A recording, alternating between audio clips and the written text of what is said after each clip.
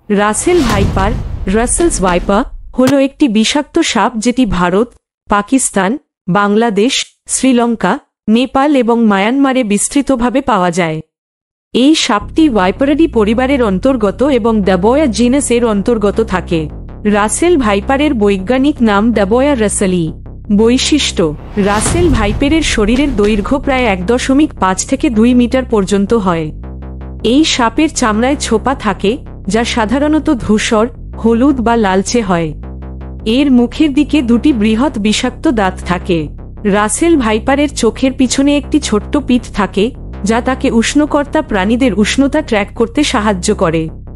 বিহার: এই সাপটি প্রায়শই রাত্রিবর্তী হয় এবং দিনের বেশিরভাগ সময় লুকিয়ে থাকে। রাসেল ভাইপার খাদ্য হিসাবে মূলত ছোট প্রাণী যেমন পোকা, ইঁদুর, ব্যাট ইত্যাদি খায়।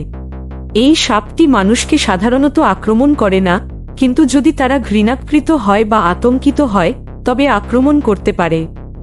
বিষ: রাসেল ভাইপারের বিষ খুবই শক্তিশালী এবং এর কামড় মানুষের জন্য জীবনতুলে হতে পারে।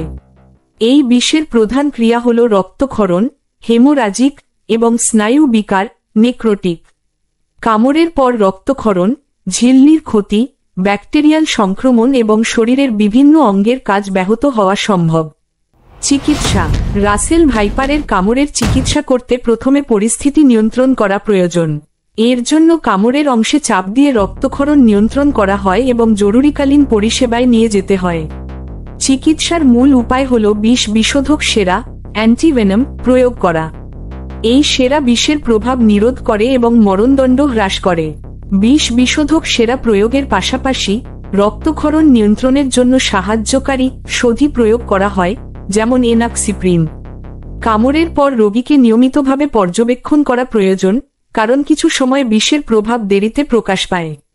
প্রতিষেধক: রাসেল ভাইপারের কামড় থেকে নিজেকে সুরক্ষিত রাখার জন্য সাপের আবাসন ক্ষেত্র থেকে দূরে থাকা, সন্ধ্যা থেকে ভোর পর্যন্ত বাইরে বেরোনো এবং পায়ের জুতো পরিয়ে থাকা প্রয়োজন।